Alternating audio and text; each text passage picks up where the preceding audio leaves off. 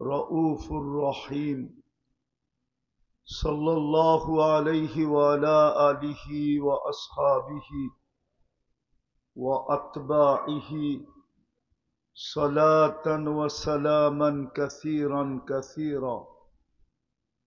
أما بعد فأعوذ بالله من الشيطان الرجيم. بسم الله الرحمن الرحيم. أفحسبتم أنما خلقناكم عبث وأنكم إلينا لا ترجعون.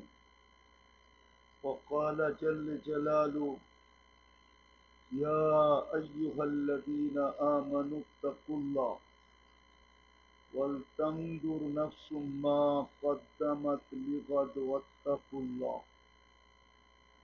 وقال رسول الله صلى الله عليه وسلم: اغتنم خمسا قبل خمس. وقال رسول الله صلى الله عليه وسلم: سيأتي على أمة زمان يحبون خمسا وينسون خمسا.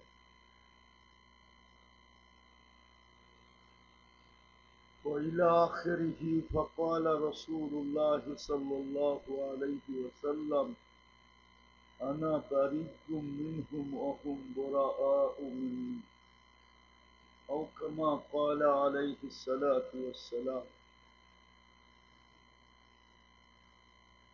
বাজ হিজলতলী ইসলামিয়া হাফেজিয়া মাদ্রাসা কর্তৃক আয়োজিত উক্ত মাহফিলের সম্মানিত সভাপতি, উপস্থিত উলামায়ে কেরাম, এলাকার বিভিন্ন জায়গা থেকে আগত মুসলমান ভাইয়েরা,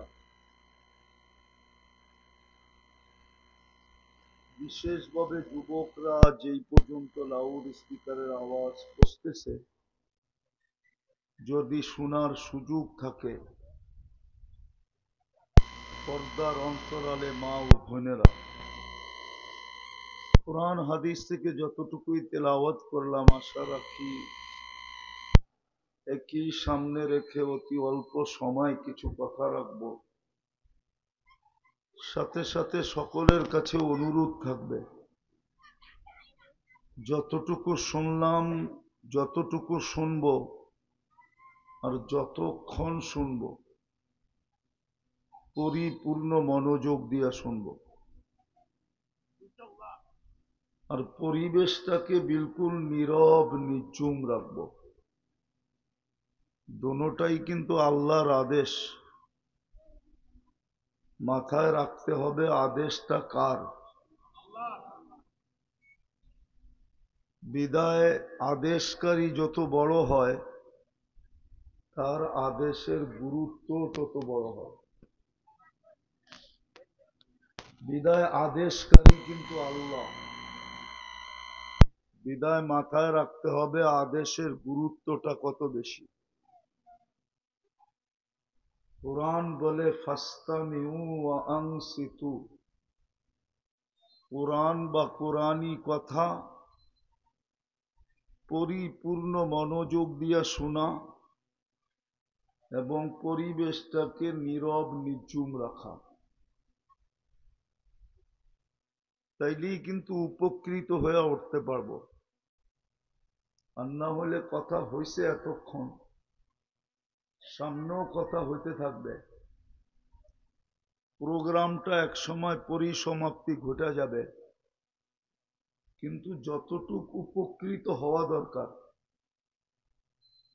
অতটুক উপকৃত হতে পারবো না।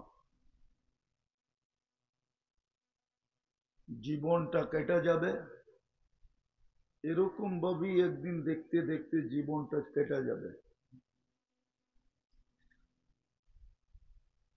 এই জন্য কথা বলার ভঙ্গি বলেন আর প্রশ্ন বলেন, যা খুশি তা মনে করতে পারেন। বুদ্ধিমান ওই ব্যক্তি যে মূল্য থাকতে মূল্যায়ন করে, ও হলো বুদ্ধিমান। মূল্য থাকতে সে হলো বুদ্ধিমান। আর যদি মূল্য থাকতে মূল্যায়ন না করলো,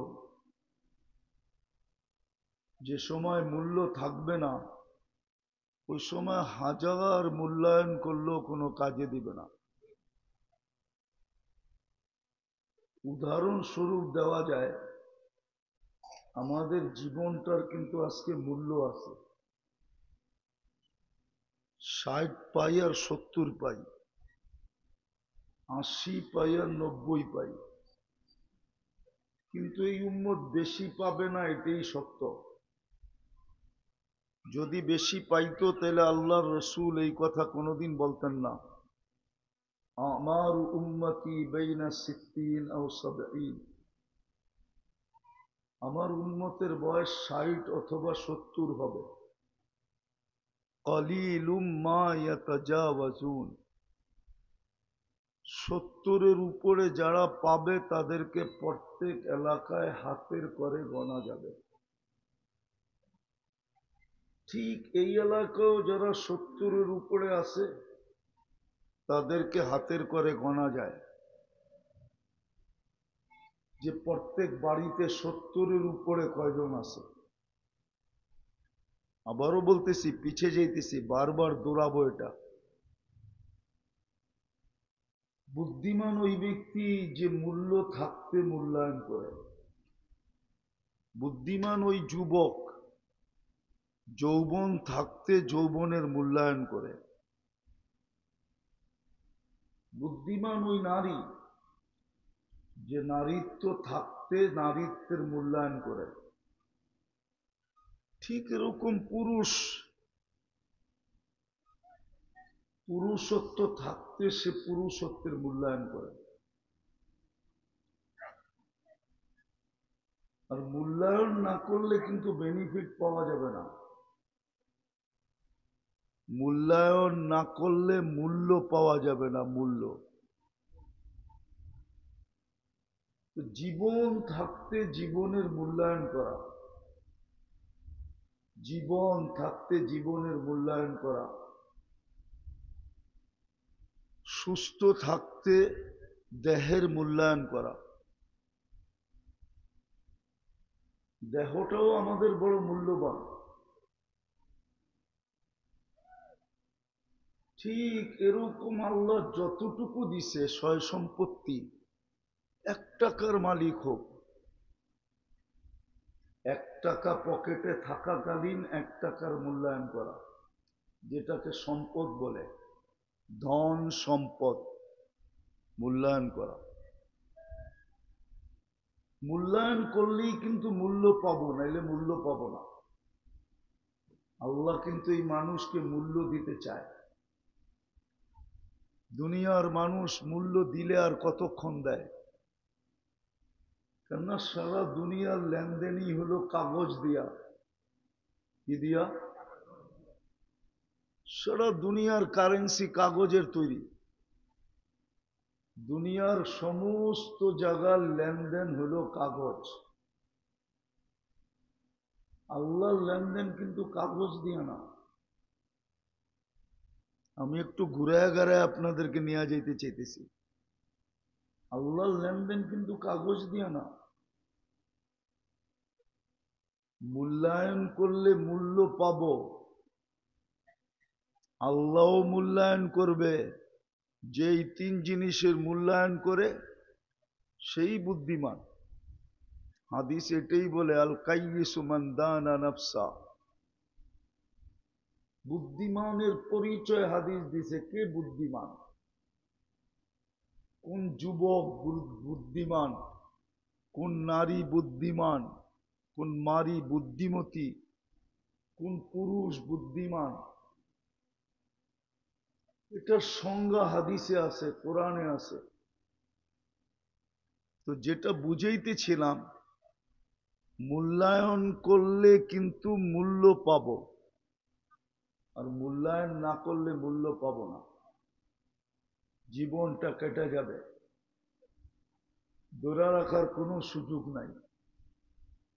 পাওয়ার ব্যাংকে ভরার কোনো সুযোগ নাই যে আমি পাওয়ার ব্যাংকে ভরা রাখবো,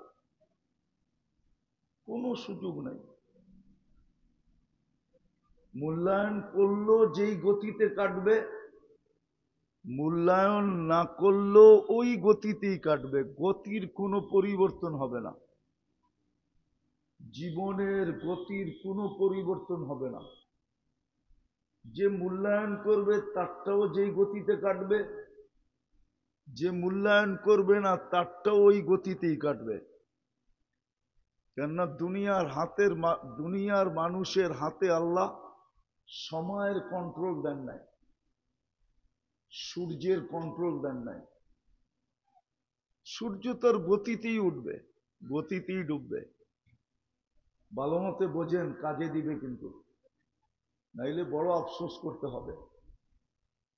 আর আফসোসের কথাগুলো কোরআনে লেখা আছে, কে কিভাবে আফসোস করবে, হাদিসেও লেখা আছে। এই জন্য হাদিসে লেখা আছে, আফসোস করতে করতে নিজের হাত নিজে চাবাবে, আর আঙ্গুলের মাথার থেকে চাবাইতে শুরু করবে, এই বগল পর্যন্ত আইনা চাবায়া শেষ করবে। তারপরে তার ভিতরে অনুভূতি আসবে যে এখন তো আর চাবানের কিছু নাই, শুধু দেহটা আছে। আফসোস এরকম হবে। তো যেটা বুঝাইতেছিলাম, যে বুদ্ধিমান কে? বুদ্ধিমান ওই ব্যক্তি যে তিন জিনিসের মূল্যায়ন করে। সর্বপ্রথম হলো নিজের দেহের মূল্যায়ন করে, অঙ্গগুলার মূল্যায়ন, অঙ্গের কাজের মূল্যায়ন। অঙ্গগুলাকে কিভাবে ব্যবহার করলে আমি মূল্য পাব, দুনিয়াতে না। বললাম না, দুনিয়ার মানুষের লেনদেন হলো কাগজ দিয়া। বিদায় দুনিয়ার মানুষের মূল্যায়ন আমার উদ্দেশ্য না। আমার উদ্দেশ্য হলো আল্লাহর কাছে মূল্যায়ন, যিনি আমাদেরকে সৃষ্টির সেরা হিসাবে অস্তিত্ব দিয়েছেন, যিনি আমাদেরকে কুদরতি হাত দিয়ে তৈরি করছেন, যিনি আমাদেরকে সৃষ্টির ভিতরে সবচেয়ে সৌন্দর্য দিয়েছেন, যিনি আমাদেরকে সৃষ্টির ভিতরে সবচেয়ে সুন্দর গঠন দিয়েছেন, যিনি আমাদেরকে সৃষ্টির ভিতরে সবচেয়ে সুন্দর গঠন দিয়েছেন, যিনি আমাদেরকে এই দুনিয়ার আধিপত্য আমাদের হাতে উঠায় দিয়েছেন। শুধু দুনিয়া দেন না আমাদেরকে, যিনি আমাদেরকে দুনিয়াও দিছেন, আখেরাতও দিছেন। কোন সৃষ্টিকে আল্লাহ দুনিয়াও দেন নাই, আখেরাতও দেন নাই।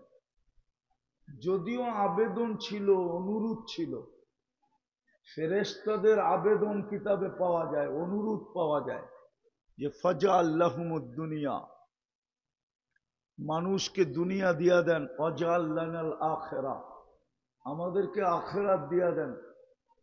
এদের যুক্তিও ছিল, কোরআন ওই যুক্তি বর্ণনা দিছে। আতাজালু ফিহা মান ইউফসিদু ফিহা ওয়া ইয়াসফিকুদ দিমা, কেন বানাবেন? জমিনে যাবে, ফিতনা ফাসাদ করবে, জমিনকে রক্তে রঞ্জিত করবে, আপোষে কাটাকাটি, মারামারি, হিংসা বিদ্বেষ সব কিছু করবে এরা। বিদায় এদেরকে দুনিয়া দিয়া দেন, আমরা কখনো নাফরমানি করি নাই, কখনো করব না। আর সত্য এটাই, কোরআন এটাই বলে, লা ইয়াসুনা মা আমারাহুমুল্লাহ, আল্লাহ যা হুকুম দেন এটা নাফরমানি ফেরেশতার করার ক্ষমতা রাখে না। বিদায় ফেরেশতাদের অনুরোধ ছিল আমাদেরকে আখেরাত দিয়া দেন, কিন্তু আল্লাহরও যুক্তি ছিল। আল্লাহ যুক্তি দিছে, উফাদ্দিলুকুম আলা মান খালাকতু বিয়াদিয়া, আমি যাদেরকে দস্তে কুদরত দিয়ে তৈরি করলাম তাদের উপরে আমি তোমাদেরকে শ্রেষ্ঠত্ব দিব। ওয়াকাদ খালাকতুকুম বিআমরি, আমি তো তোমাদেরকে হুকুম দিয়ে তৈরি করলাম, মানুষকে তো আমি কুদরতি হাত দিয়ে তৈরি করলাম। মানুষদের উপরে তোমাদেরকে শ্রেষ্ঠত্ব দেই কি করা? তো ফেরেশতাদের আবার অনুরোধ ছিল, তো আপনার সিদ্ধান্ত কি? কেননা আল্লাহর সিদ্ধান্তই সিদ্ধান্ত। কোরআনও বলে কওলুহুল ফসল, আল্লাহর সিদ্ধান্তই সিদ্ধান্ত। আল্লাহ সিদ্ধান্ত দিছে জাআলতু লাহুমুদ দুনিয়া ওয়াল আখিরা, আমি মানুষকে দুনিয়াও দিলাম আখিরাতও দিলাম। ফেরেশতাদের আবার অনুরোধ ছিল, তাইলে আমরা কোন কাজে ব্যবহার হব? তা আল্লাহ প্রতি উত্তরে বলছিলেন আনতুম তাবউন লাহুম, তোমরা মানুষের অধীন। তাখদিমুনাহুম, তোমরা মানুষের সেবা করবে, সেবা। বিদা আমার বুঝানোর উদ্দেশ্য হলো আল্লাহর কাছে দামি হওয়া, আল্লাহর সাথে লেনদেন হওয়া। দুনিয়ার লেনদেন তো দেখতেছি কাগজ ছাড়া আর কিচ্ছু নাই, শুধু কাগজ, ঠিক না? না কাগজ ছাড়া কিছু আছে? দুনিয়ার সমস্ত লেনদেন, সোনা বেচতে গেলেও কাগজ দেয়, দিলাম সোনা, দিল কাগজ। কিনতে গেলেও কি দিলাম কাগজ, আমাকে দিল সোনা। অথচ সোনা কোথায়, কাগজ কোথায়? একটু ভাবেন, সোনা কোথায়, কাগজ কোথায়, ঠিক না? ছাপা উঠা গেলেই তো অচল, ঠিক না? ছাপ বোঝেন? ছাপ, টাকার উপরে ছাপ থাকে না, ছাপটা উঠা গেলেই তো কি উঠা গেলেই। অথচ সোনা তো সোনাই, ঠিক না? আমার এটা বোঝানোর উদ্দেশ্য না, আমার উদ্দেশ্য হলো আল্লাহর কাছে। এই জন্যই হাদিসে আসছে বুদ্ধিমান কে? কোন নারী বুদ্ধিমান, কোন যুবক বুদ্ধিমান, কোন পুরুষ বুদ্ধিমান, কোন ব্যক্তি বুদ্ধিমান? যে তিন জিনিসের মূল্যায়ন করলো, নাইলে একদিন মূল্য থাকতে মূল্যায়ন করলো। আজকে মূল্য আছে, যদি মূল্যায়ন হয়। আমি যদি মূল্যায়ন করি তো আজকে মূল্য আছে, আর না হইলে ওই আল্লাহওয়ালার কথা সত্য হবে। দেখি আপনাদের দিলে লাগে কিনা। ওই আল্লাহওয়ালার কথা সত্য হবে যে কবরস্থানে বসে কাঁদতেছিল, আর যুবক যে জিজ্ঞাসা করতেছিল, বাবা তুই কবরস্থানে কাঁদিস কেন, তোর কি কেউ মারা গেছে? বলছে না। বলছে তাইলে কবরস্থানে কাঁদিস কেন, তোর কান্না দেখবে কে? আর যদি কোনো প্রয়োজনই হয় তো তোর প্রয়োজন মিটাবে কে? তো কবরস্থান ছোট না, বিশাল কবরস্থান, হাজারো লক্ষ লোকের দাফন এখানে। তোর প্রয়োজন কে মিটাবে? চল আমার সাথে লোকালয়ে, ওইখানে কাঁদলে মানুষও দেখবে, আর তোর প্রয়োজনও হয়তো কেউ মিটাবে, কোন সদয়বান ব্যক্তি পাওয়া যাবে। তা আল্লাহওয়ালা কানতে কানতে বলতেছিল, যুবক যদি আমি তোমাকে বুঝাই তো তুমি বুঝবে ভালো মতে? হতে পারে এই শব্দই আপনার দিলে, এই কথাটুকুই আপনার দিলে লাগবে, আর হতে পারে এটার দ্বারাই জীবন চেঞ্জ হতে পারে। তো আল্লাহওয়ালা বলতেছিল, বেটা আমি স্বচক্ষে দেখতেছি এই কবরের মানুষগুলা যখন উপরে ছিল, জমিনের উপরে 24 ঘন্টা আল্লাহ ডাকতো মাফ করার জন্য, মূল্যায়ন করার জন্য 24 ঘন্টা ডাকতো। কিন্তু এই কবরস্থানের মানুষগুলা বেশিরভাগই হাত উঠাইতো না, মূল্যায়ন করতো না।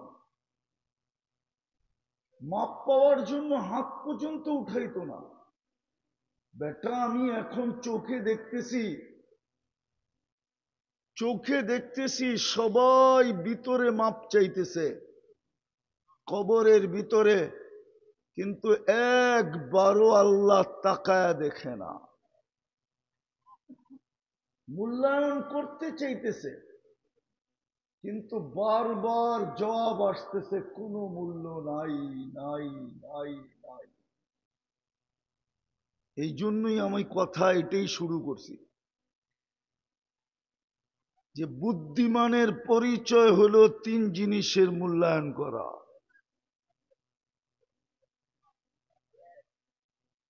তিন জিনিসের যদি মূল্যায়ন করলাম, তা আল্লাহ মূল্যায়ন করবেন আমাদেরকে, আল্লাহ মূল্য দিবে। আল্লাহর মূল্য কি এটাও আল্লাহ ঘোষণা দিছে, আমার মূল্য হলো জান্নাত। আমি তোমাকে জান্নাত দিয়া মূল্যায়ন করব, জান্নাত দিয়া, কাগজ দিয়া না। আজকে জীবনের মূল্য আছে। আমি দুই চারটা দেখাইতে দেখাইতে আপনাকে যাই, তাইলে বুঝে আসবে সহজে। হ্যাঁ, কতক্ষণ পর্যন্ত মূল্য আছে আগে এটা দেখাই। কণ্ঠনালীতে রু আসার পূর্ব মুহূর্ত পর্যন্ত মূল্য আছে। আমি হাদিসের শব্দ দিতেছি, হাত্তা ইউগাররির। হাদিসের শব্দ হলো কণ্ঠনালীতে রু আসার পূর্ব মুহূর্ত পর্যন্ত। শুধু মূল্য না, অপেক্ষমান মূল্য। আল্লাহ মূল্যায়ন করার জন্য অপেক্ষা করবেন, অপেক্ষা। বন্ধু জিজ্ঞাসা করছিলেন আমার উম্মতের তওবা কতক্ষণ পর্যন্ত কবুল করবেন। আল্লাহর রসুল কাঁদতেছিলেন। জিবরিল জিজ্ঞাসা করছে কাঁদেন কেন? বলছে আমার উম্মতের জন্য কাঁদি, আমার কান্না তো একটাই, উম্মত। যদিও উম্মত আজকে নবীর জন্য কাঁদে না, নবীর দ্বারও দাঁড়ে না। রাগ হয়ে গেলেন? যদি নবীর ধার দাঁড়তো, তাইলে যেই মানুষটাকে আল্লাহ বাছাই করে উম্মতে মোহাম্মদী বানাইল, বাছাই বোঝেন কি? বাজারে যায়া হাজারটা দেখা একটা কিনা, দেখছে কয়টা? হাজারটা দেখছে, কিনছে কয়টা? নিজের পছন্দ মতো একটা কিনছে, ঠিক না? কিনা বাড়িতেই না কি বলতেছে, হাজারটা দেখা পছন্দেরটা কিনা নিয়ে আসছি। এটার নাম হলো বাছাই। রাগ হবেন না, পায়ে হাত রাখি। যে উম্মতকে এরকম বাছাই করে উম্মতে মোহাম্মদী বানাইলো, ও দাড়ি কাটে কি করে, ছাটে কি করে? দুটা শব্দ বললাম, ছাটে কি করে আর কি? না মনে হয় রাগ হয়ে গেলেন, ঠিক না? ও দাড়ি ছাটে কি করে, কাটে কি করে? ছাটে কি করে, কাটে কি করে? ওর তো দাড়ি ছাঁটাও উচিত না, কাটাও উচিত না। ও কি করে দাড়ি ছাটে, কি করে দাড়ি কাটে? মোহাম্মদুর রসুল্লাহ তো কাটতেও বলেন না, ছাড়তেও বলেন না। ছাটে কি করে দাড়ি? যেই দাড়ির উপরে মূল্যায়ন করবেন, এতটুকু মূল্যায়ন। জমানার মুহাদ্দিস মারা গেছেন, মুহাদ্দিস, হাদিস বিশারদ, সবচেয়ে বড় জমানা। মারা যাওয়ার পরে বন্ধুরা স্বপ্নে দেখার পরে জিজ্ঞাসা করছে কি ব্যবহার হলো, তো হাসতে হাসতে বলতেছিল দাড়ি দেখায়া জান্নাতে চলে গেছি। তো জিজ্ঞাসা করছে দাড়ি দেখায়া মানি? আল্লাহর সামনে যখন দাঁড়াইছি তো আল্লাহও জিজ্ঞাসা করছিল, ও সাদা দাড়িওয়ালা বুইড়া কিনিয়া আসছস? তখন কোনো হাদিস মনে ওঠে নাই, শুধু দাড়ির হাদিসটা মনে উঠছিল। যে বেশি কিছু আনি না, সাদা দাড়ি আনছি, সাদা দাড়ি। তা আল্লাহ আরো রাগ হয়ে গেছে, শুধু সাদা দাড়ি, 80 বছর বয়স, শুধু সাদা দাড়ি। তো বলে তখন জোর দিয়া বলছিলাম আল্লাহকে যে আপনি কি ভুল বলছিলেন জিবরিলকে? জিবরিল কি ভুল বলছিল আমাদের নবীজিকে? আমাদের নবীজি কি ভুল বলছে সাহাবাদেরকে? সাহাবারা কি ভুল বলছে আমাদেরকে? হাদিসে কুদসি না বলল আপনার বাণী, ইন্নাল্লাহ লা ইয়াস্তাহি জি শাইবাতিন শাইয়াবা ফিল ইসলাম। যে মুসলমান অবস্থায় একটা দাড়ি পাকায় দিছে, একটাও, তার পাকা দাড়ি দেখলে আল্লাহ লজ্জা পায়, শাস্তি দেন না। হাদিস শুনানের পরে আল্লাহ হাসি দিয়া বলছে সবাই সত্য বলছে, আমিও সত্য বলছি, তোকে মাফ করে দিলাম, যা। বলেন যেই উম্মতকে আল্লাহ বাছাই করে উম্মতে মুহাম্মদী বানাইল, যেই উম্মতকে আল্লাহ শ্রেষ্ঠত্বের মুকুট পড়াইল, কুনতুম খায়রা উম্মা, যেই উম্মতের জন্য এক রাত্র 83 বছর বানায় দিল। কয় রাত্র? কয় রাত্র? চিনেন তো? যেই উম্মত এক ওয়াক্ত নামাজ বাজামাত করলে 270 ওয়াক্তের সওয়াব পায়, 5 ওয়াক্ত পড়লে 1350 ওয়াক্তের সওয়াব পায়। যেই উম্মতকে এরকম রমজান দিলেন, প্রথমটা রহমতে ভরা, প্রথম 10 দিন, মধ্যের 10 দিন মাগফিরাতে ভরা, আর শেষের 10 দিন মুক্তিতে ভরা। বাছাই করার কারণে তো আপনি এই যোগ্য, এই মর্যাদার অধিকারী, ঠিক না? ওই উম্মত দাড়ি ছাটে কি করে আর কাটে কি করে? আমাকে বুঝান। ওই উম্মত দাড়ি ছাঁটে কি করে, কাটে কি করে? ওই উম্মত নবীর সুন্নতকে, আদর্শকে ঘৃণার পাত্র বানায় কি করে বলেন? সুন্নত কি আমাদের কাছে ঘৃণার পাত্র না? না পাত্র না?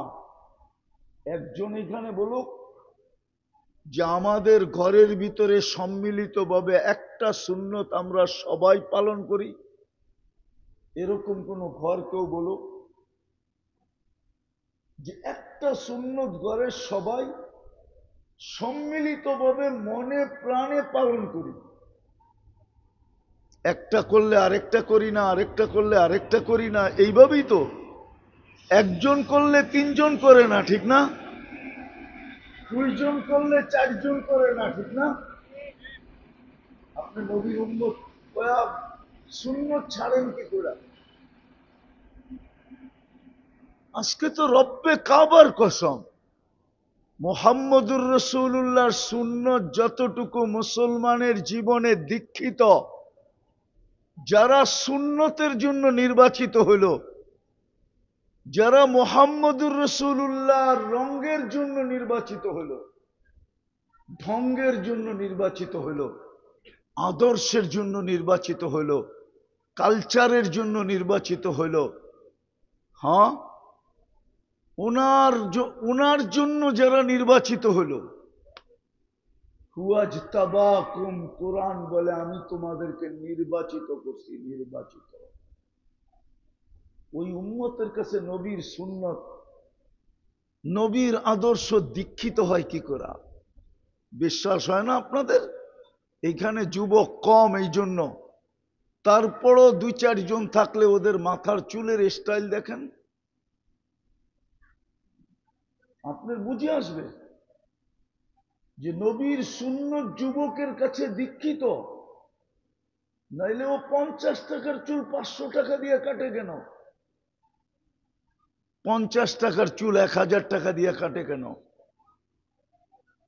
নবীর সুন্নত যদি দীক্ষিত না হইতো, অথচ নবীর সুন্নতের উপরে গ্যারান্টি ছিল কি বলেন? কোরআন কি বলে? কোরআনে কি গ্যারান্টি? দুইটা গ্যারান্টি দেখাইতেছি আমি, দুইটা গ্যারান্টি। ইউহিব্বুকুমুল্লাহ, প্রথম গ্যারান্টি হলো আল্লাহ বলে আমি তোমাকে আমার বন্ধু বানাবো। কে বন্ধু বানাবে? কে বলবেন? আল্লাহর মতো একটা ছোট ব্যক্তির বন্ধু হয়ে আমার কি লাভ হবে? ঠিক না? আল্লাহ ছোট না? হ্যাঁ, কি বড়? কত বড়? শুধু মুখে বলতেছেন বড়। যদি হইতো তাহলে 5 বেলা কে ডাকে? ওই বড় আল্লাহই তো ডাকে, ঠিক না? আল্লাহ যদি বড় মহানই হইতো তো মানুষ তো মহানের পিছিয়ে দৌড়ায়, ঠিক না? না দৌড়ায় না? হ্যাঁ, কি কর্মী তো নেতার পিছিয়ে দৌড়ায়, ঠিক না? কর্মীর সামনে নেতা মহান না? কি বলেন? এই জন্য কার পিছে দৌড়ায়? হ্যাঁ, আল্লাহকে যদি আপনি সবচেয়ে বড় মহান মানতেন তো 5 বেলা তো আল্লাহ ডাকে, কোন মুয়াজ্জিন তো ডাকে না। আওয়াজ না মুয়াজ্জিনের, ডাক্কার। হ্যাঁ, বলেন আমাদের সমাজে কয়জন নামাজ পড়ে? কয়জন পড়ে? আমাদের সমাজে কয়জন নামাজ পড়ে শতকরা? বলেন। হ্যাঁ, শতকরা 10 জন নামাজ পড়ে, 10 জন। 90 ভাগ নামাজ পড়ে না। তাইলে ও কি আল্লাহকে বড় মানে? হ্যাঁ, মানে? আল্লাহকে তো বড় মানি না। সারাদিন বুক করে কাটটা। হ্যাঁ, কাটটা পান করেন, খান কাটটা। হায়াত কার কাছে? রাখে আল্লাহ, মারে কে? মারে আল্লাহ, রাখে কে? সবকিছুই তো আল্লাহ আল্লাহ করতেছেন, কিন্তু ডাকলে তো আসে না। এটার নাম মানা? বলেন, আপনার বিবেককে প্রশ্ন করেন, এটার নাম মানা? মুহাম্মদুর রাসূলুল্লাহর উম্মত, সুন্নত আমাদের জীবনে দীক্ষিত, ঘৃণিত, অবহেলিত, লাঞ্ছিত। আপনি আশা করেন সুপারিশ? কি সুপারিশ চান কিয়ামতের দিন? হ্যাঁ, এত সহজ সুপারিশ? দাড়ি কাটবেন আবার ছাড়বেন, আবার চান সুপারিশ? নবীর সুন্নত আপনার আমার জীবনে দীক্ষিত, ঘৃণিত, অবহেলিত, লাঞ্ছিত, বঞ্চিত। তাইলে এই হাদিস কার জন্য ব্যবহার করা হয়েছে? সুহকান সুহকান লিমান গাইয়ারা বাদু, সরদূরে। তাইলে কোরআনের তাইলে এই হাদিস কেন হইতো? আজকে 250 কোটি মুসলমান। কত? কত? দুনিয়ার জনসংখ্যা কত? 850 কোটি। 250 কোটি মুসলমান। কত? 60টা মুসলিম দেশ। কয়টা? দুনিয়ার সবচেয়ে বড় টাকা কাদের কাছে জানেন? জানেন? আমেরিকার কাছে, ঠিক না? Canada, Australia, England, Europe. দুনিয়ার সবচেয়ে বড় টাকা কাদের কাছে? মুসলমানের কাছে। মুসলমানের কাছে। এক দেশের কাছে না, 4 দেশের কাছে। দুনিয়ার সবচেয়ে বড় টাকা কুয়েতের কাছে, বাহরাইনের কাছে, ওমানের কাছে আর ব্রুনাইয়ের কাছে। সবচেয়ে বড় টাকা 4 দেশের কাছে। সবচেয়ে বড় টাকা। মুসলমানের চেয়ে বেশি আইটেম দুনিয়ার কেউ খায় না। মুসলমানের চেয়ে বেশি আইটেম দুনিয়ার কেউ খাবে তো দূরের কথা, চিনেই না, জানেই না যে গোস্ত দিয়া 1000 আইটেম বানানো যায়। এটা অনলি মুসলমান জানে, আর কেউ জানে না। আমাকে চিনাইতে হবে না, বুঝাইতে হবে না। রাগ হবেন না, আমাকে বুঝাইতে হবে না। আমি আপনাদের উন্নত দুনিয়া শুধু নিউজিল্যান্ড দেখি নাই, বাকি সব দেখা শেষ। সব উন্নত দুনিয়ার চড্ডি বড্ডি আমার কাছে গোল। আমি জানি দুনিয়ার কে কি খায়। মুসলমানের চেয়ে বেশি আইটেম দুনিয়ার কেউ খায় না। মুসলমানের চেয়ে বেশি কাপড় চোপড় দুনিয়ার কেউ পরে না। মুসলমানের চেয়ে বেশি আসবাবপত্র দুনিয়ার কেউ ব্যবহার করে না। মুসলমানের চেয়ে দুনিয়ায় সবচেয়ে বেশি কসমেটিক্সের দোকান চলে, কারখানা চলে শুধু মুসলমানের কারণে। মুসলমান মেয়েদের চেয়ে দুনিয়ায় বেশি কসমেটিক্স দুনিয়ার কেউ ব্যবহার করে না। আপনাদেরই এলাকায়ও পাওয়া যাবে কালিয়াকুরে, প্রত্যেক বাড়ি ছোট ছোট একটা কসমেটিক্সের দোকান। ঠিক না? সত্য তো? হ্যাঁ, এত কসমেটিক্স দুনিয়ার কেউ ব্যবহার করে না। আমি চিনি কোন দেশে সোনার ক্যারেট কত, কেলেগা আমার ব্যবসায়ী এটা। আমি চিনি কোন দেশে কয় ক্যারেটের সোনা ব্যবহার করে। মুসলমানের চেয়ে বেশি অলংকার দুনিয়ার কেউ ব্যবহার করে না। চ্যালেঞ্জ, কেউ ব্যবহার করে না। মুসলমানের চেয়ে ব্র্যান্ডের জিনিস কেউ ব্যবহার করে না। ওইখানে কিছু যুবক দেখা যায়, ওদের কাছে মোবাইল আছে, ওরা এখন ইচ্ছা করলে গুগলকে জিজ্ঞাসা করতে পারে যে আমার কথাটা সত্য কি সত্য না। দুনিয়ায় সবচেয়ে বেশি ম্যাকডোনা মুসলমান খায়, সবচেয়ে বেশি কেএফসি মুসলমান খায়, দুনিয়ার সবচেয়ে বেশি রাডু গড়ি মুসলমান ব্যবহার করে। দুনিয়ার যত ব্র্যান্ডের ঘড়ি আছে সব মুসলমান ব্যবহার করে। দুনিয়ায় যত ব্র্যান্ডের গাড়ি আছে সব মুসলমান ব্যবহার করে, সবচেয়ে বেশি। এমনকি 24 ক্যারেট সোনা দিয়া মোড়ানো যেই গাড়ি, ওটাও মুসলমান ব্যবহার করে, দুনিয়ার কেউ ব্যবহার করে না। দুবাইয়ের যুবরাজ ব্যবহার করে। এন্টার গাড়ির পাশ সোনার, ওটাও মুসলমান ব্যবহার করে, ব্রুনাইয়ের বাদশা ব্যবহার করে। এক গাড়ি না, একাধিক গাড়ি। আপনি নেটে জিজ্ঞেস করেন, আমারটা কোটিং করেন, তারপরও মুসলমানের এই দুরবস্থা কেন? কেন আজকে মুসলমান ঘৃণার পাত্র? কেন আমাদের যুবকরা ইসলামকে লাইক করে না? অথচ আল্লাহ বলতেছে ইন্নাদ-দীন ইনদাল্লাহিল ইসলাম। কেন আমাদের যুবকরা ইসলাম পছন্দ করে না? কেন মুসলমান মেয়েরা হিন্দুর সাথে পরকিয়া করে? ওরা কেন মুসলমানকে পছন্দ করে না? কেন? যুবতীরা কেন ইসলাম মুসলমান পছন্দ করে না?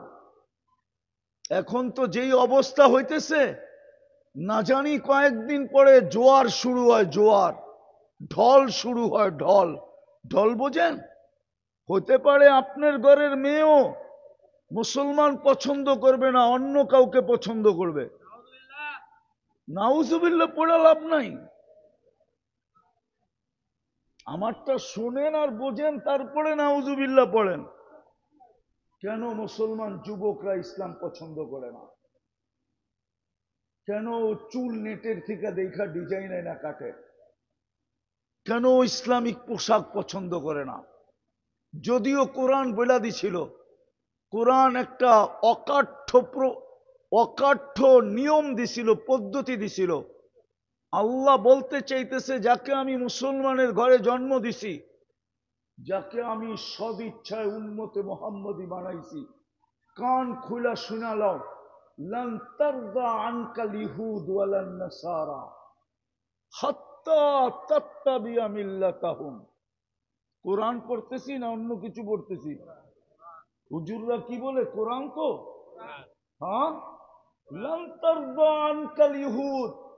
আল্লাহ বলে কান খুলা শুনানে, যাকে আমি মুসলমানের ঘরে জন্ম দিছি আর উম্মতে মুহাম্মদী বাছাইকৃত ভাবে বানাইছি, তুই যদি 100% ওদের দলে চলে যাস, তারপরও তোর জন্য ওদের দিলে বালুর কণা পরিমাণ ভালোবাসা জন্ম হইতে আমি আল্লাহ দিব না, না, না, না, না। ভালোবাসা কে পয়দা করে? কে? কে? হ্যাঁ, যদি ভালোবাসা আল্লাহ পয়দা না করতেন, দুশ্মনী আল্লাহ পয়দা না করতেন, উদাহরণ দিব, বুঝবেন? হ্যাঁ, হ্যাঁ, ওই সংসারে তালাক হয় কি কইরা? একজন আরেকজনের কোনো অঙ্গ নাই যেটা না দেখছে, একজন আরেকজনেরটা দেখার পরে তালাক হয় কি কইরা? আপনি আমাকে বুঝান। আরে মনে হয় বুঝাইতে পারি নাই। কি বুঝছেন? গভীরভাবে বোঝেন না আপনি আমার কথাটা। একজন আরেকজনের কোনো অঙ্গ কি লুকায়িত ছিল না তার সামনে প্রথম রাত্রের থেকে, ঠিক না? ওইখানে তালাক হয় কি করে? ওইখানে তো কোনোদিন তালাক হওয়ার কথা ছিল না। তালাক ভাবতে গেলেই তো ভাবতো যে আমার সব অঙ্গই তো ওর দেখা, ওর সব অঙ্গই তো আমার দেখা, তালাক দেই তো দেই কি কইরা, নেই তো নেই কি কইরা। বোঝা গেল দুশ্মনী আল্লাহ পয়দা করে। বন্ধুত্ব আল্লাহ পয়দা করে। ওই আল্লাহ বলতেছে তোর জন্য বালির কণা পরিমাণ ভালোবাসা আমি পয়দা হইতে দিব না, না, না। হাত্তা তাত্তাবিয়া মিল্লাতাহুম, যদি তুমি ওদের রঙে 100% রঙিন হও। দিদা আমি যুবকদেরকে বুঝাইতে চাইতেছি, যুবক যতই ওদের রঙে রঙিন হও। যুবতীদেরকে বুঝাইতে চাইতেছি, যতই ওদের রঙে রঙিন হও। আপনাদেরকে বুঝাইতে চাইতেছি, যতই ওদের রঙে রঙিন হন। মা বোনদেরকে বুঝাইতে চাইতেছি, যতই ওদের রঙে রঙিন হই। আল্লাহ কসম খায়া বলতেছে লান তারদা। আপনি আরবি গ্রামার বোঝেন না? লান কি জিনিস? লান তারদা। আল্লাহ বলে কখনো না, কশিন কালেও না। এটা সম্ভবই না, ইম্পসিবল। তোমার জন্য বালুর কণা পরিমাণ ভালোবাসা আমরা জন্ম হতে দিব না, না, না। আমি প্রমাণ দিতে পারি আপনাদেরকে। বলেন তো সিরাজউদ্দৌলা কার কারণে হারছে? বলেন তো মির্জাফরকে কে মারছে? ব্যবহার করছে ব্রিটিশ। ব্যবহার হওয়ার পরে মির্জাফর ভাবছিল আমি ওই আল্লাহর কথাই সত্য, তোর জন্য বিন্দু পরিমাণ ভালোবাসা আমরা জন্ম হইতে দিব না। ওই ইংরেজের হাতেই মির্জাফরদের জীবন গেছে।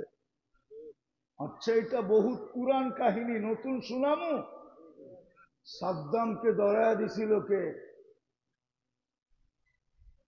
বলেন। ওরই তো বডিগার্ড, মুসলমান না? না খ্রিস্টান? হ্যাঁ, ও কোথায়? আমেরিকা বাস করে? ওই বডিগার্ড কই? হ্যাঁ, 2 দিন পরে তো ও নাই। আল্লাহ বলে তোর জন্য হইতে দিব না। বরং ওরা এই বইলা মারবে যে তুই জাতি, নিজের জাতির সাথে যখন গাদ্দারি করছিস ডলারের লোভে, পদের লোভে, তাহলে তুই আমাদের সাথেও গাদ্দারি করবি। থাকবে না বাঁশ, বাজবে না বাঁশি, আমরা তোকে রাখবো না, বাঁশিও কোনোদিন আর বাজবে না। আমাদের যুবকরা তো, যুবতীরা, আমার সমাজ তো সুন্নতের বিরুদ্ধে। আজকে মুসলমানের দুরবস্থা তো এই জন্যই। আল্লাহর রসুল 1400 বছর আগে বলে গেছেন, একদিন আসবে হুম বুরাআউ মিন্নি ওয়া আনা বারিয়্যুম মিনহুম। তোমরা আমার ধার ধারবে না, আমার চোখের পানির ইজ্জত তোমরা রাখবে না, আমার পেটের পাথরের ইজ্জত তোমরা রাখবে না, আমার তয়েফের মাইরের ইজ্জত তোমরা রাখবে না, আমার দান শহীদের ইজ্জত তোমরা রাখবে না, আমি যে 23 বছর কাঁদছি আমার কান্নার ইজ্জত তোমরা রাখবে না, আমি যে দুনিয়ার থেকে কাঁদতে কাঁদতে গেছি এটার ইজ্জত তোমরা রাখবে না, আমি যে কবরে এখনো তোমাদের জন্য কাঁদতেছি এটার ইজ্জত তোমরা রাখবে না, আমি যে কবর থেকে কাঁদতে কাঁদতে উঠবো এটাও তোমরা জানবে না, আমি যে কিয়ামতের মাঠে মাকামে মাহমুদ পাওয়া সত্য আমি 1 সেকেন্ডের জন্য বৈশা দেখবো না চ্যাটটা কিরকম বানাইলেন। বলুক আপনাদের টাঙ্গাইলে কালিয়াপুরের ওলামারা যে আল্লাহ রসুল 1 সেকেন্ডের জন্য ওই চেয়ারে বসবে, প্রমাণ করুক কোন আলেম। বলেন, জিজ্ঞাসা করেন, আপনাদের এখানের আলেমই আছে 1 সেকেন্ডের জন্য বসবে না, শুধু হাতলের উপরে হাত রেখা দাঁড়ায় থাকবে। আল্লাহ রসুল বসে হাতলে দাঁড়ায়, হাত রেখা কেন দাঁড়ায় আছেন? চেয়ার তো আপনার, বসেন। ওই চেয়ারটাও আবার কার পাশে? কুরসির পাশে। কার পাশে?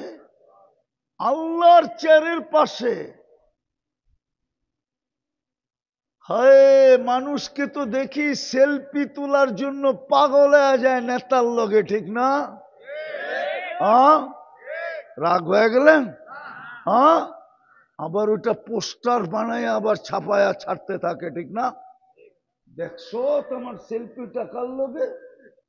আমি যদি আল্লাহর দুনিয়ার ভাষায় বলি তো আল্লাহ তো বলছে আমার পাশে চেয়ার রাখলাম, কয়টা সেলফি তুলবেন তোলেন।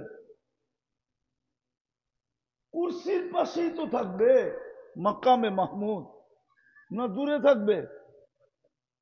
কিয়ামতের দিন জিজ্ঞেস করেন ওলামাদেরকে, কিন্তু বসে তো দেখবে না। বলবে যে 3 জায়গায় ছুটবে, ও বসবে কি করে? আমি তো অঙ্গীকার দিয়ে আসছি হাউজে কাউসারে উম্মতের জন্য অপেক্ষা করব, পিপাসিত উম্মত আসতে দেরি, আমি পান করাইতে দেরি করব না। ওইখান থেকে আমি মিজানে ছুটবো, পাল্লা যদি না ঝুঁকে তো আমি প্রতিশ্রুতিগুলা জায়গায় দাঁড়ায়া কাজে লাগাইতে দ্বিধা করব না। সেই প্রতিশ্রুতি কি?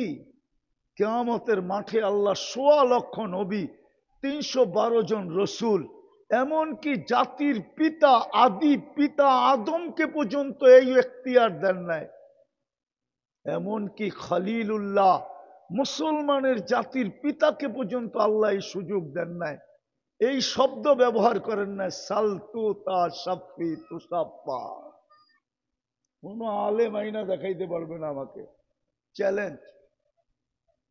আদি পিতাকে পর্যন্ত আল্লাহ এই ফ্যাসিলিটি দেন নাই, সুযোগ দেন নাই যে আপনি চাইলে আজকে আমি কবুল করব, কিন্তু বন্ধুকে বলতেছে সালতু তা, চাইতে চাইতে আপনি ক্লান্ত হইতে পারেন, আমি দিতে দিতে ক্লান্ত হব না, আমি দিতেই থাকবো, দিতেই থাকবো, দিতেই থাকবো। সাফি তুসাফা, আপনি সুপারিশ করতে দেরি, আমি মঞ্জুর করতে দেরি করব না। মনে হয় বুঝে আসে না আপনাদের, ঠিক না? যত কিয়ামতের মাঠ দুনিয়া দেখাবো, দুনিয়া। আল্লাহর রসুলের রওজার উপরে একটা আয়াত লেখা আছে, ওয়ালাউ আন্নাহুম ইয যালামু আনফুসাহুম সুম্মা জাউকা ওয়াস্তাগফিরুল্লাহ ওয়াস্তাগফারা লাহুর রাসূল লাওয়াজাদুল্লাহ তাওয়াবার রহিমা। আল্লাহ তো গ্যারান্টি দিতেছে, বন্ধু আপনার উম্মত যদি গুনাহ করতে করতে করতে, এই জন্যই তো মনে চাই চিৎকার দিয়া কাঁদি। না সুর আছে না বাসা আছে, আমার কাছে তো সুরও নাই যে আপনাদেরকে সুর দিয়া পাগল করব, সেমন কোনো বাসাও নাই যে আমি বাসা দিয়ে আপনাদেরকে আবদ্ধ করব। মনে চায় শুধু কাঁদি, কাঁদি যে মদিনা মুনাওয়ারায় যে যায়, রওজার জিয়ারতে যে যায়, ও দাড়ি ছাড়া যায় কি কইরা? ওর কি একটুও মনে পড়ে না যে আমি কার সামনে যায় দাঁড়াবো? উনি তো আমাকে দেখবে কবরে জীবিত, সালাম দিলে শুনবে, জবাব দিবে। আমি দাড়ি ছাড়া যাই কি করে? যায় না যায় না? হ্যাঁ, একটু কি বিবেকে লাগে না যে আমি ওনার সামনে দাড়ি ছাড়া যাই কি করে? আমরা তো দেখি অনেক মানুষকে সিগারেট যদিও খাইতে থাকে, সমীহার কারণে দেখতে দেরি, সিগারেটটা লুকাইতে দেরি করে না। সিগারেট যদিও খায়, সমীহার কারণে সিগারেটটা ফালায়া দিয়া পায়ের নিচে ঢুকাইতে দেরি করে না। এতটুক সমীহাও কি নাই যে আমি রওজায় যাইতেছি দাড়ি ছাড়া যাই কি করে? বলেন আমার কথাটা যুক্তিসঙ্গত না অযৌক্তিক? হ্যাঁ, যে মদিনা মুনাওয়ারা গেল আর রওজার জিয়ারত করলো, ও আয়েশা দাড়ি ছাসে কি করে? দাড়ি কি করে ছাসে? ওর কি একবারও মনে পড়ে না যে এই চেহারাটা তো আল্লাহর রসুল দেখছিল, আমি দাড়ি ছাসি কি করে? তো কোরআন বলতেছিল, বন্ধু আপনার উম্মত গুনাহ করতে করতে কোন পর্বে যদি অনুতপ্ত হয়, সুম্মা জাউকা, তারপরে যদি আপনার এইখানে আসে, আস্তাগফিরুল্লাহ, আমি আল্লাহর কাছে যদি মাপ চাই, বন্ধু আমি ওর দিকে দেখব না, ওর গুনার দিকেও দেখব না, আমি দেখব আপনার দিকে। এই জন্যই কোরআন বলে আস্তাগফারা লাহুর রাসূল, আমি দেখব আপনার দিকে, আপনি কি ওর পক্ষে না বিরুদ্ধে। যদি আপনি পক্ষে হন, লাওয়াজাদুল্লাহ তাওয়াবার রহিমা, তো আমি গ্যারান্টি দিতেছি ও সব গুনাহ মাফ করব। শুধু গুনাহ মাফ করব না, জান্নাতে ঢোকা পর্যন্ত আমি রহমতের চাদর দিয়া ওকে লেপটায় দেব। দুনিয়ায় তো এই গ্যারান্টি। আমি বহু দূর চলে গেছি যে দুনিয়ায় মুসলমানের এই দুরবস্থা কেন হবে না? তো হবে না কেন? আল্লাহ রসুল তো 1400 বছর আগে বলে গেছিলেন, তোমরা আমার কান্নার ইজ্জত রাখবে না, আমার কোরবানির ইজ্জত রাখবে না, আমার রক্তের ইজ্জত রাখবে না, ধার ধারবে না তোমরা আমার সুন্নতের, আনা বারিয়্যুম মিনহুম, আমিও তোমাদের ধার ধারব না। তো আল্লাহ বলে দিছে, বন্ধু আপনি ধার ধারবেন না, তাহলে আরেক জায়গায় আল্লাহ ঘোষণা দিছে, আমিও ধার ধারব না। ধার দ্বারা বোঝেন, আমিও এদের ভ্রুক্ষেপ করব না, আমিও এদের খেয়াল রাখবো না। নাইলে ফিলিস্তিনের যুদ্ধ 2 বছরের উপরে হয় কি করে? আপনি চিনেন ফিলিস্তিন? রাগ হয় না, আমার চেয়ে বেশি চিনেন না। আমি 15 বছর আগে এই 2 চোখে দেখে আসছি, আর এই 2 পায়ে পাড়ায় আসছি। আমার চেয়ে বেশি ফিলিস্তিন আপনারা চেনেন না। ফিলিস্তিনের যুদ্ধ 2 বছর, ফিলিস্তিন মাটির সাথে মিশা যেতেছে, একদিন মানচিত্র থেকে বিলুপ্ত হয়ে যাবে। যা দেখতেছি মনে হয় এরকমই হবে, একদিন ফিলিস্তিন মানচিত্রের থেকে বিলুপ্ত হয়ে যাবে, একদিন ফিলিস্তিন মিটা যাবে। আর কতদিন? এক বোতল পানির জন্য, এক ফোঁটা পানির জন্য জান দিতেছে, একটা রুটির টুকরার জন্য জান দিতেছে। হাজার হাজার ট্রাক দাঁড়ায় আছে, দুনিয়ার কারো সাহস নাই একটা ট্রাক ঢুকায় দিবে, একটা পানির বোতল ফিকা মারবে। আপনি কি দেখতেছেন না মিডিয়ায়? কেন ফিলিস্তিনের এই দুরবস্থা? ফিলিস্তিনে তো ইব্রাহিম আলাইহিস সালাম ঘুমায়, নবীরা তো কবরে জীবিত থাকে। আমি তো চিনি ফিলিস্তিনের কোন জায়গায় ইব্রাহিম আলাইহিস সালাম ঘুমায়। ওই গ্রামের নাম কি? ওই গ্রামের নাম হইল ওয়াদি খলিল। ওয়াদি মানি গ্রাম, খলিল মানি ইব্রাহিম খলিল, ইব্রাহিম খলিল আলাইহিস সালামের গ্রাম। ওই ফিলিস্তিনে তো মুসা আলাইহিস সালাম ঘুমান, উনি তো কবরে জীবিত। কাল্লামাল্লাহু তাকলিমা, যার সাথে আল্লাহ কথা বলছেন, যিনি আল্লাহর সাথে কথা বলছেন। ফিলিস্তিনে তো মুসা আলাইহিস ইসলামের শ্বশুরের ঘুমায়, শুআয়ব আলাইহিস ইসলাম। আমি তো দেখা আসলাম চোখে। মুসা আলাইহিস ইসলামের সবচেয়ে বড় গুরুত্বপূর্ণ শিষ্য, ছাত্র, মুরিদ, খলিফা ইউশা বিন নুন, যিনি মুসা আলাইহিস ইসলামের পরে নবী হয়েছেন, উনি তো ঘুমাইতেছে ফিলিস্তিনে। 70 জন নবী, এই 4 জন 5 জন ব্যতীত আরো 70 জন নবীর কবর এখনো চিহ্নিত আছে।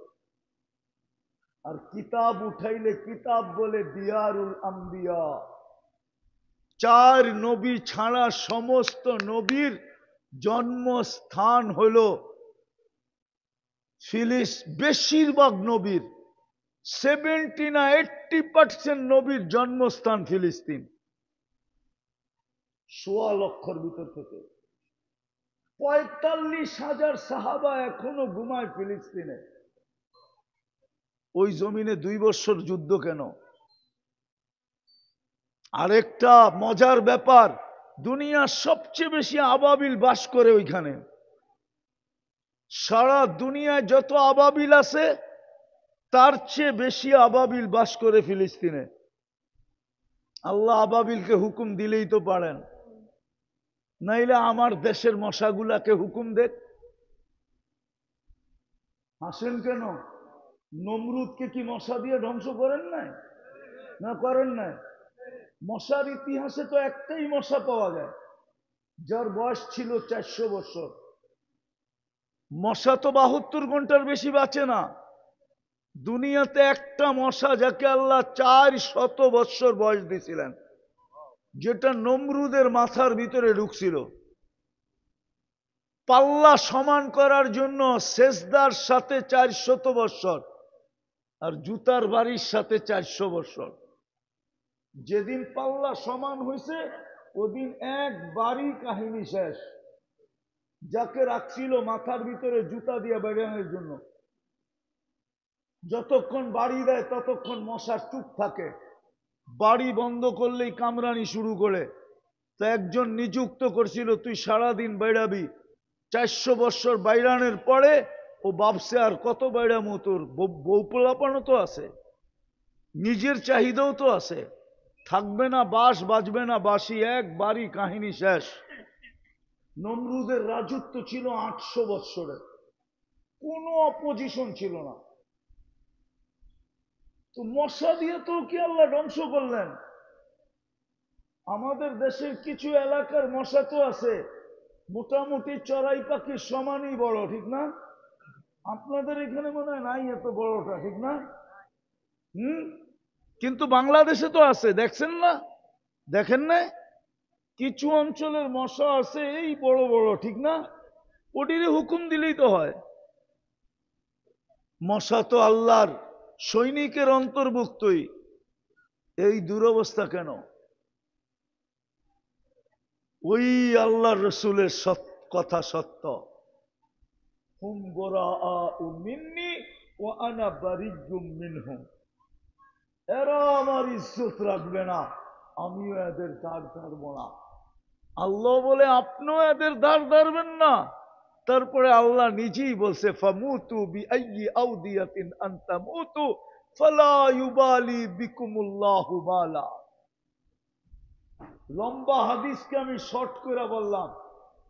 আল্লাহ বলে তোমরা মরো, যেখানে মনে চায় যায়া মরো, যেমনে মনে চায় সেমনে মরো। মুতু বিআইয়ি আউদিয়াতিন আনতামুতু ফালা ইউবালি বিকুমুল্লাহু বালা। শুনে নাও, আমি আল্লাহ তোমাদের দিকে তাকাবো না। কেননা বন্ধুই যখন মুখ ফিরায় নিছে, আমি তোমাদের দিকে মুখ করার কোনো প্রশ্নই ওঠে না। আজকে ফিলিস্তিনের দুরবস্থা এই জন্য। তো আমি যেটা বুঝাইতেছিলাম শুরুতে, আমি শেষ জায়গায় চলে আসছি। আর লম্বা করার সুযোগও নাই। मेरे भाइयों, मेरे आजीजों, मेरे दोस्तों, বুদ্ধিমানের পরিচয় দেন। বুদ্ধিমান ওই ব্যক্তি যে তিন জিনিসের মূল্যায়ন করলো। আজকে মূল্য আছে, মূল্যায়ন করেন, নাইলে ওই আল্লাহওয়ালার কথা সত্য হবে যেখান থেকে বাহির হয়ে গেছিলাম। যে চোখে দেখতেছি যখন জমিনে ছিল 24 ঘন্টা আল্লাহ মূল্যায়নের জন্য ডাকতেন, 24 ঘন্টা মাফ করার জন্য ডাকতেন, 24 ঘন্টা জান্নাত দেওয়ার জন্য ডাকতেন। হায় হায়, জান্নাত তো এই উম্মতের জন্যই তৈরি করছিলেন। আমার বিবেক তো বলে, বুদ্ধি তো বলে, আমার যুক্তি তো বলে, আমার তর্ক তো বলে জান্নাত এই উম্মতের জন্যই তৈরি হয়েছিল। নাইলে আপনি যুক্তি দিয়া বুঝেন, কিয়ামতের দিন জান্নাতে জানেওয়ালাদের কাতার হবে 120টা। কয়টা? 20 কাতারই আমরা হব উম্মতে মুহাম্মাদি। তাইলে 20 কাতার কয়জনকে দিলেন? একজনকে, ঠিক না? কাকে? মুহাম্মাদুর, উনাকে দিলেন 20 কাতার। কয় কাতার? আর 1.25 লক্ষকে দিলেন 40 কাতার। কত? কয়জনকে দিছে? 1.25। তাইলে আপনি বলেন এটা কি দেওয়া হইল? 1.25 লক্ষ পাবে কত? কয় কাতার? এটা কি দেওয়া হইল? হ্যাঁ, তাইলে মনে হয় এটা সান্ত্বনা পুরস্কারই। আমি সান্ত্বনা পুরস্কার বলতে পারি। এটা কি? অনেক সময় হয় না সান্ত্বনা পুরস্কার দেয়, আল্লাহ মনে হয় নবী রসুলদেরকে সান্ত্বনা পুরস্কার দিছে। জান্নাত পুরাটাই আমাদেরকে দিতে চেয়েছিলেন, কিন্তু প্রশ্ন উঠতো, নবী তো বানাইলেন, রসুল তো বানাইলেন, কিতাব তো দিলেন, জান্নাত তো দিলেন না, তো আল্লাহ 40 কাতারকে সবাইকে সান্ত্বনা পুরস্কার হিসাবে ভাগ করে দিয়া দিয়েছেন, আর 80 কাতারই উঠায়া বন্ধুকে দিয়া দিয়েছেন। হ্যাঁ, সবাইটা বানাইছেন হুকুম দিয়া, বন্ধুর উম্মতের জান্নাত বানাইছেন কুদরতি হাত দিয়া। কোরআন বলে, কোরআন ইয়াগফির লাকুম যুনুবাকুম ওয়া ইউদখিলকুম ফি জান্নাতিন তাজরি মিন তাহতিহাল আনহার ওয়া মাসাকিন তাইয়্যিবাতান ফি জান্নাতি আদন। 4 জিনিসের ভিতরে আল্লাহর কুদরতি হাত লাগছে। 4 জিনিসের ভিতরে এক জিনিস হলো খালাকা জান্নাতা আদন বিয়াদি। বন্ধুর উম্মতের জান্নাতটা নিজের কুদরতি হাত দিয়া বানাইছেন।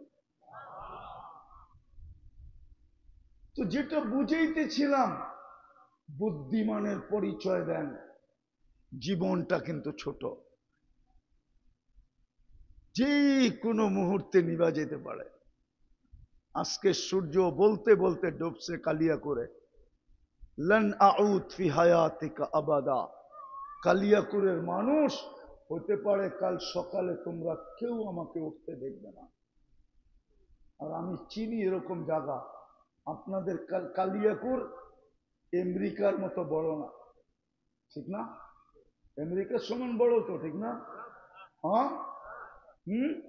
অল্প একটু ছোট, ঠিক না? কি বলেন? আপনার পুরাটা দেশ নিউ ইয়র্কের 4 ভাগের 1 ভাগ।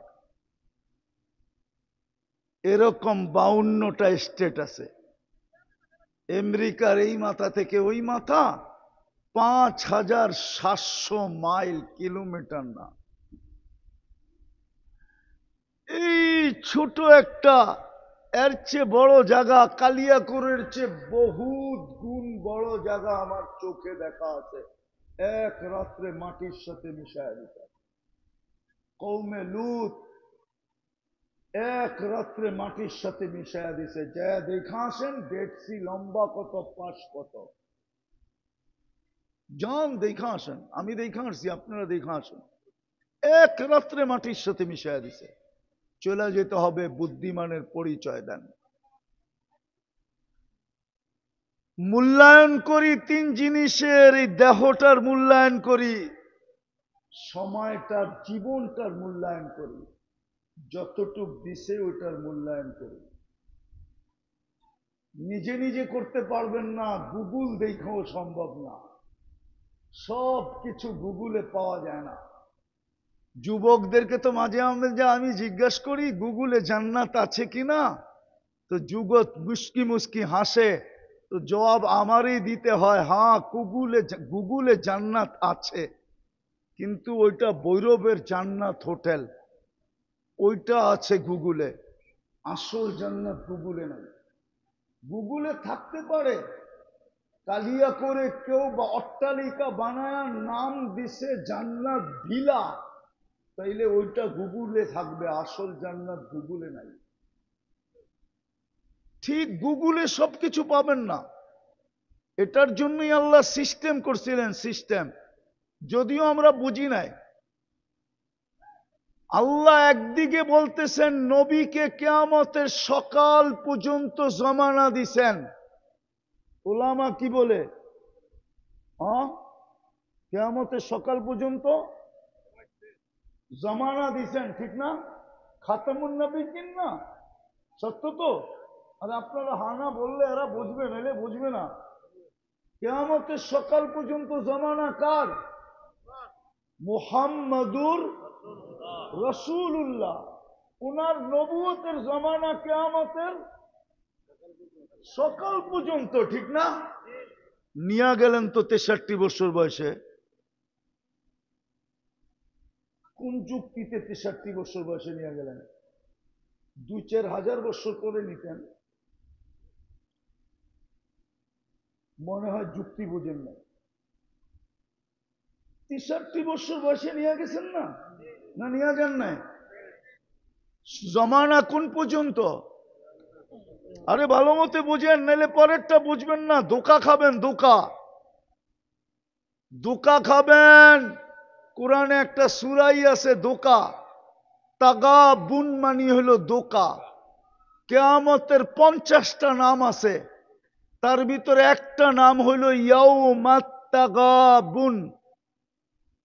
তোমার সমস্ত ধোকাগুলাকে ওই দিন আমরা উন্মোচিত করব, যে তুমি কি কি দ্বারা ধোকা খাইলে সব তোমার সামনে উন্মোচিত করে রাখবো। ভালো মতে বোঝেন, নাহলে ধোকা খাবেন। কিয়ামতের সকাল পর্যন্ত জমানা, বয়স দিলেন 63, ঠিক না? সারাটা দুনিয়া হইলেন আমাদের নবীজির নবুয়তের পরিধি। কি না? আমেরিকাবাদ, না মনে হয় হুজুরে বুঝি না, আমেরিকাবাদ ঠিক না? অস্ট্রেলিয়া, কানাডা, সারা পৃথিবী, ঠিক না? কিন্তু জমিনি সফরে তো তবুকের আগে গেলেন না। আল্লাহকে যদি বলি জমিনি উপরের সফরে আরো সে গেছে, এটা আমি মানি, কিন্তু জমিনের সফরে তো তবুকের আগে যান নাই, সত্য তো? তবুকের আগে যান নাই। আল্লাহ কি পারতেন না? অথচ কোরআনে আছে সুলাইমান আলাইহিস ইসলাম সকালে 1 মাসের রাস্তা ঘুরে আসতেন। 1 মাসের পরিধি রাস্তা এক সকালে মর্নিং ওয়ার্কে ঘুরে আইতেন। আমি মাইনা নিলাম ওটা মর্নিং ওয়ার্ক ছিল, শরীর স্বাস্থ্য ভালো রাখার জন্য। হ্যাঁ, রওয়া হুহা গুদু উহা শাহরুন, ও রওয়া হুহা শাহরুন। আবার বিকালে 1 মাসের রাস্তা আমাদের নবীজিকে দিলে কি হইতো, যে সকালে একবার দুনিয়াটা চক্কর দিত, বিকালে একবার চক্কর দিত। আল্লাহ পারতেন না? পারতেন না? হ্যাঁ, পারতেন না? পারতেন না? দুনো প্রশ্নের জবাব আল্লাহ একটা দিয়া দিছে আমাকে, বলছে বেওকুব, যদি 2500 বছর বন্ধুর বয়স দিতাম, তাইলে বেওকুব এখন চলতেছে 1447, তাইলে তুই নায়েবে রসুল হইতি কোত্থেকা? তুই নায়েবে রসুল হইতি কোত্থেকা? না মানে হুজুর হইতো, আল্লাহ রসুল যদি 5000 বছর বাঁচত, তা আমরা নায়েবে রসুল হইতাম কোত্থেকা? হইতাম? হ্যাঁ, আল্লাহ বলে বেউকুফ তুই নায়েবে রসুল হইতে কর্তিকা। দ্বিতীয় নবী যদি সারা দুনিয়ায় ঘুরত, বেউকুফ তুই কালিয়াকুরের দায়িত্ব পাইতি কর্তিকা। এই জন্য আমি শেষ জায়গায় চলে আসছি। তিন জিনিসকে মূল্যায়ন করেন যদি বুদ্ধিমান হতে চান। কিন্তু মূল্যায়ন কেমনে হবে? গুগল দিয়ে পড়া যাবে না। মূল্যায়ন করতে হলে ওদের কাছে যেতে হবে।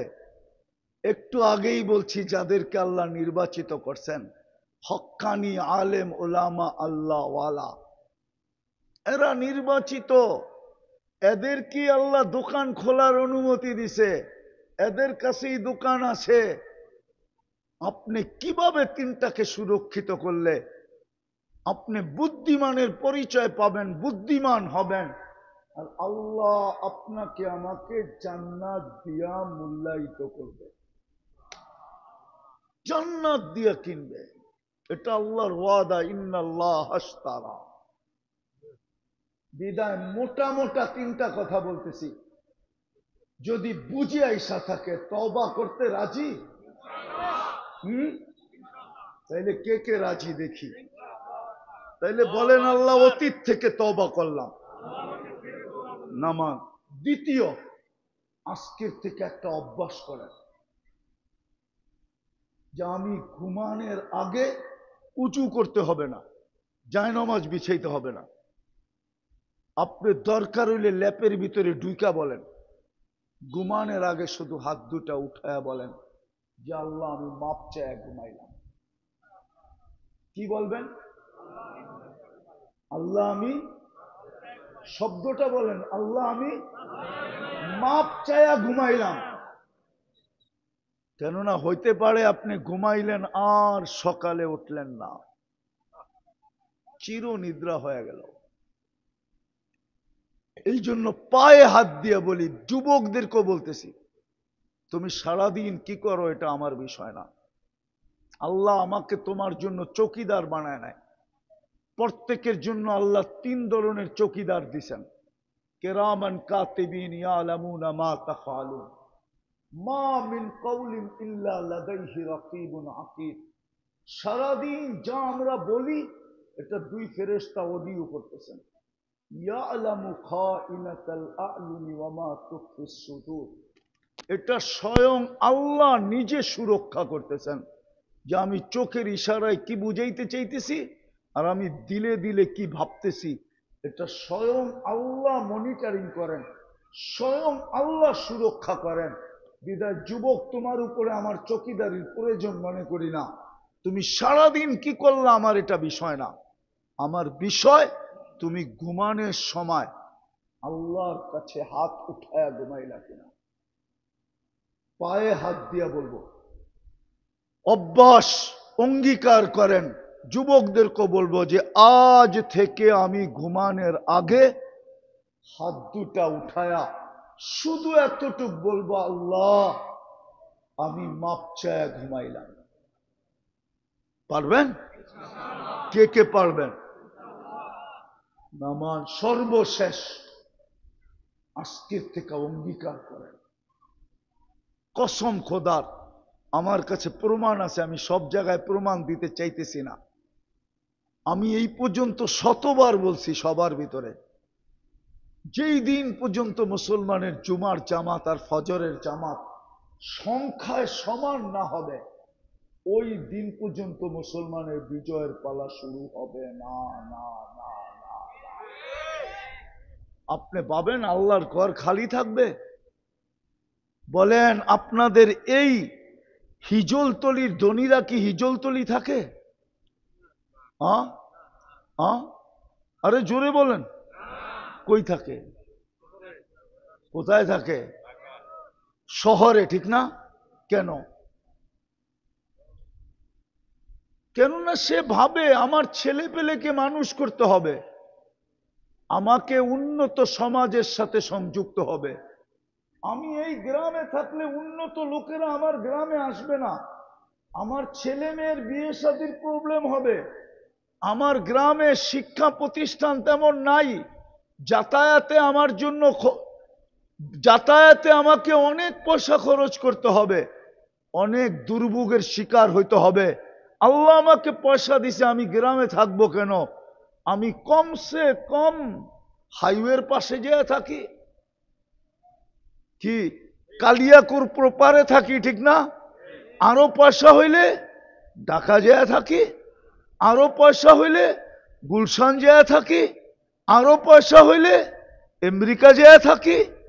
তো মানুষ যদি উন্নত হয় আর পয়সাওয়ালা হয় তো গ্রাম ছেড়া শহরে যায়, ঠিক না? সত্য তো? হ্যাঁ, তাহলে আল্লাহ বুঝি গরিব, আল্লাহ বুঝি অনুন্নত? হ্যাঁ, তাহলে ওনার ঘরটা আপনাকে গ্রামে দিল কে লেগে? ওটা কার ঘর? হ্যাঁ, শুধু একটা দিছে? হ্যাঁ, না কোনায় কোনায় দিছে? কেন দিল ওনার ঘরটাই গ্রামে? আপনি আমার যুক্তি দিয়ে বুঝান। কোরআন হাদিস রাখেন কিছু সময়ের জন্য, কেন দিলেন ঘরটা আপনার এখানে? এটা আল্লাহর ঘর না? না আল্লাহর ঘর না? হ্যাঁ, কেন দিলেন? ওই ঘর 24 ঘন্টা খালি, ডাইকাও আনা যায় না। 90% মসজিদের দিকে আসে না, নামাজ পড়ে না। আর আপনি ভাবছেন আপনার বাড়ির উপরে বিজয়ের ফেলা গাইসা উড়ে দেওয়া যাবে, ঠিক না? হায় হায়, আপনি কোন জঙ্গলে বাস করেন? আমরা কোন জঙ্গলে বাস করি? এই জন্য পায়ে হাত দিয়া বলি, যতদিন পর্যন্ত জুমার ফজর সমান না হবে, আমার কথা লেখা রাখেন, ততদিন পর্যন্ত মুসলমানের বিজয়ের পালা শুরু হবে না, না, না, না। এই জন্য পায়ে হাত দিয়া বলি, আজকের থেকে নামাজ ছাড়বো না, না, না, না। পাক্কা? পাক্কা? হ্যাঁ, আল্লাহ আমাদেরকে তৌফিক দান করেন। আলেম ওলামার কাছে যে শিখবেন তো? হ্যাঁ, হ্যাঁ, না এটা বলবেন যে আমরা তো ইমামও চালাই, আমরা মাদ্রাসা চালাইও, আমরা আবার হুজুর চালাই, আমরা আবার হুজুরদের কাছে শিখতে যাবো। কি বলেন? হ্যাঁ, হুজুরদের সাথে শিখতে যাবো, আবার মোবাইলে চলে যাবে। কিন্তু একটা কথা বলবো, আবার বিতর্ক শুরু হয় কিনা বলবো। আচ্ছা বলেন তো, প্রজাতন্ত্রের কর্মচারী কারা? হ্যাঁ, হ্যাঁ, হ্যাঁ, সমস্ত সরকারি অফিসার যারা বলে এরা সব কার কর্মচারী? হ্যাঁ, প্রজাতন্ত্র কারা? জনগণ, ঠিক না? কিন্তু ওসি সাহেবরে তো স্যার কইতে কইতে যে মুখ দিয়া ফেনা তুলা ফেলেন। স্যার বলেন কেন? উনি তো আপনাদের কর্মচারী। হ্যাঁ, কর্মচারীকে কেউ স্যার বলে নাকি? হ্যাঁ, আপনি যদি ওসির ওইখানে যে স্যার বলতে বলতে ফেনা উঠায় ফেলেন, ডিসির কাছে গেলে তো কোনো কথাই থাকে না। হ্যাঁ, লঙ্গি পর্যন্ত ঢিলা হয়ে যায়, ঠিক না? হ্যাঁ, এসপির কাছে গেলে তো আরো ঢিলা হয়ে যায়, ঠিক না? আর্মি দেখলে তো পায়খানা পর্যন্ত করে দেয়, ঠিক না? ওরও তো প্রজাতন্ত্রের কর্মচারী, ঠিক না? ওইখানে তো কন্যা আমাগো কর্মচারী স্যার কমুকের লেগা। হুজুর দেখলে এরকম বলেন কেন যে আমরা হুজুর চালাই, এদের কাছে শিখতে যাবো? মাদ্রাসা তো আমরা চালাই, মসজিদ আমরা চালাই, হুজুররা আমাগো কাঁধে থাকে, হুজুরগো কাছে কেন শিখতে যাবো? এইখানে এই প্রশ্ন আনেন কেন? প্রশ্ন আনলে সব জায়গায় আনেন, সব জায়গায় আনেন। যে অফিসে গেলে জনগণকে স্যার বলবে, স্যার কেন আসছেন বলেন? স্যার উল্টা বান্ডেল দিয়া কুল পান না? কি দিয়া? কি বান্ডেল দিয়েই তো কুল পান না? এই জন্য পায়ে হাত দেই, ওলামাদের কাছে শিখেন। 3 জিনিসকে কিভাবে ব্যবহার করলে আমি বুদ্ধিমান হব, আল্লাহ আমল করার তৌফিক দান করেন। জায়গায় জায়গায় রুমাল রাখা আছে, কাদের কাছে রাখা আছে? একটু দাঁড়াও, আপনারা মাদ্রাসার জন্য যত